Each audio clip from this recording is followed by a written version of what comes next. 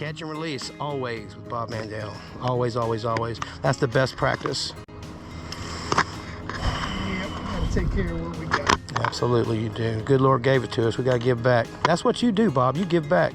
You do a lot of stuff, don't you, Bob? What else do you do outside of just guide trips with goofy guys like us? Don't you have some kid programs? Yeah, what's called the skiff program, really neat. It started back in 2009, stands for Soldiers Kids Involved in Fishing Fun.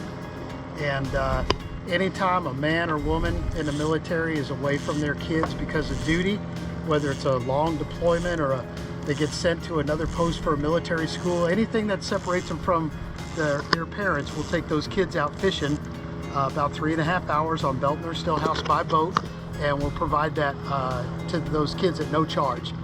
The Austin Fly Fishers, they do the fundraising, and I coordinate the trips and conduct them, and we've had over 500 kids on the boat, and those 500 kids average about 25 fish per trip. It's just an excellent thing.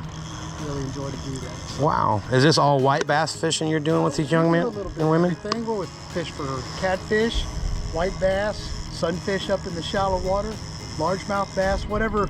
I kind of gauge the kids' age and their prior experience, their skill level, figure out what they're able to do, and then try to catch as many fish as we can with what their abilities would allow for.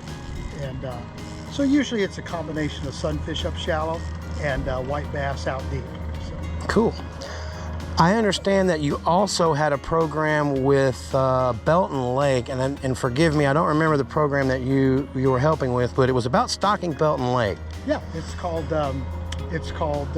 Belton Angler Stocking Hybrid. The acronym is BASH, and we're in the year 2022 right now. For the last 6 years, we've had 3 interruptions in our stocking program out at Belton. 1 year we got skipped completely due to flooding, and then 2 other years we had failed recruitment, which means they put the fish in, but that stocking didn't do well. And so we've seen the hybrid fishery on Lake Belton really diminish.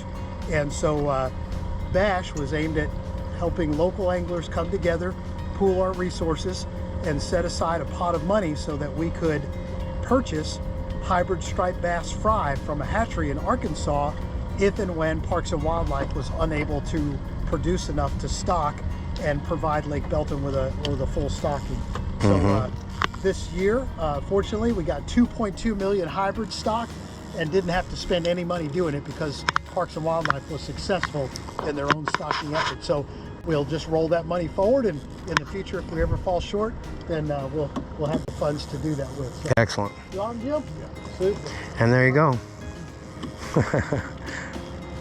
That's Bob Maindelle. He does a lot of great things for our area, and one heck of a guy, and one heck of a guide.